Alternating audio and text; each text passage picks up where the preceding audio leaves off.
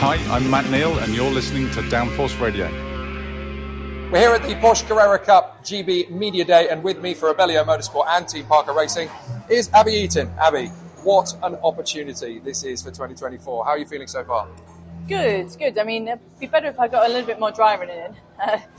England has just been wet the last 2 days I've had in the car, but the time that I have had in the car has been really enjoyable. Obviously, Team Parker know how to run these things, so yeah, it's just me being a sponge for the year, really, just absorbing all the information that I can. But looking at everything that you've done in the lead up to this championship campaign, it's almost like it's been leading to this point. You've had so much experience in so many different types of racing car. Getting into Carrera Cup GB right now, it's kind of like the next big chapter. Yeah, I mean, TOCA, being on the TOCA package is something that I've aspired to do since I was a young kid. So, yeah, it's only taken me 22 years to finally get on the package. But, yeah, it's a great opportunity, and it's all down to my investor and the backer behind Rebelleo Motorsport, that alongside me being able to race, we can also, strive to make motorsport a better place for everyone in terms of making it more accessible, giving opportunities to other people, whether they're drivers or mechanics or aspiring media persons. That's what we're here to try and do as well. And this Rebelleo Motorsport concept, the idea behind it is essentially to give those competitors, those personnel wannabes within motorsport, the actual chance to break in without the stigma of having to come with years of experience behind it. The main focus is essentially passion. Yeah, exactly. Everyone can go and get football and kick football around the park, but being a driver in motorsport is slightly different. You've got to have a little bit more money behind you. But the opportunities to work within a team, Parker Racing is no better team, in my opinion, with Porsches to be a part of.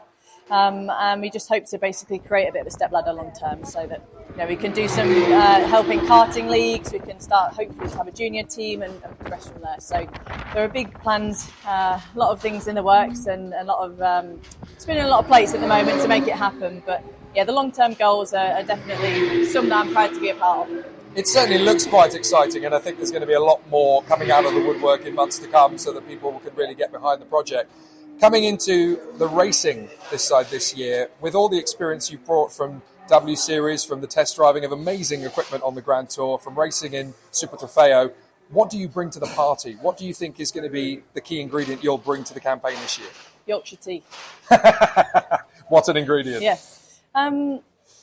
To be honest, I'm treating this as it's my first year and almost like I'm a novice.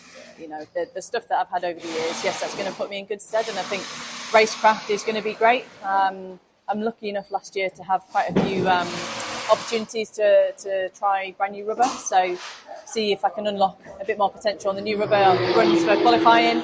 But yeah, it's going to be a learning year for me, and I'm under no illusion that I'm going to go out there and set the world alight. It's going to be a long process. It's only my second day in the car, so it is still very new for me. But yeah, I've got high hopes for the season. And you've still been able to use the early part of the season to keep yourself, race ready. You've been competing in the BTCC Evolution Trophy alongside George Grant in the Clapham North Mazda MX-5, a car that you obviously know very well from when you won the championship in it. So it looks like it's been really strong preparation. Yeah, it's good to go out and blow the cobwebs off. Actually, before I sat in the MX-5, I think it was about 6 months since I last sat in a race car, which, you think it's just the off-season. It's not actually that long, but when you look at it, last time was the start of November, so it's a fair chunk of time out of car. So, yeah, to be able to kind of warm myself up and get myself back into it with the MX-5 is wicked. And, put it all into practice when we jump in the Porsche. And there's an amazing fan base for you from various different strands of motorsport that have come along with you for the ride. What has been the general reaction in the last 24 hours or so now that the news has dropped? 99.9% positive.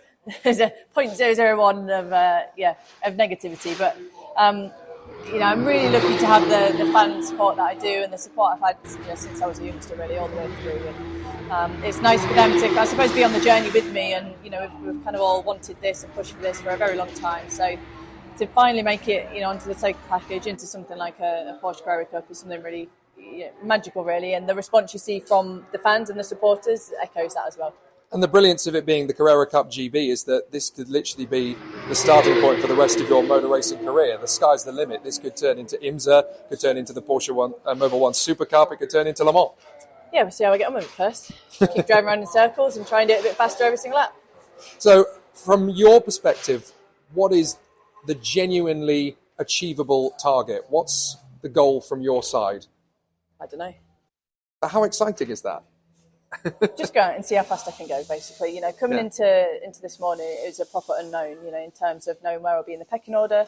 Obviously, there were a lot of seasoned veterans in here from previous years gone, and also a lot of movement from touring cars into the Carrera Cup as well. So a little bit of an unknown coming into it. Obviously, we've had 2 sessions this morning and kind of been about where I kind of thought I'd be, and there's still a lot more time in me as well. So, you know, I've kind of got a view that I'm going to be fine in big chunks, whereas a lot of the other drivers will be kind of fine-tuning a couple of tenths. So, yeah, it's a good place to start, feeling positive, and the car looks awesome, so I'm happy. I love hearing you talk about it, because one of the things I've always really admired about you as a racing driver is that you don't sugarcoat things. You tell it like it is. You have absolutely no illusion about the challenges ahead, but you face them with that same raw motivation that you had right from the start of your journey in karting. What else can I do? What else can I do at the end of the day? Some like to grease the wheel a little bit, but you are genuinely quite open about everything. Yeah. At the end of the day, you know, we'll go out, we'll learn. I'm using this year as a learning year.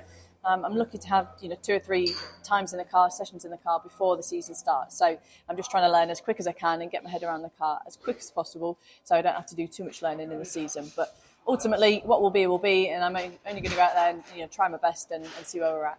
I think everybody's really excited to see how it's going to go, and we wish you all the best for 2024. We can't wait to see you hopefully get some silverware, but just to enjoy it and maximise the chance. Good luck. Thanks. Hi, I'm Chris Hoy, and you're listening to Downforce Radio.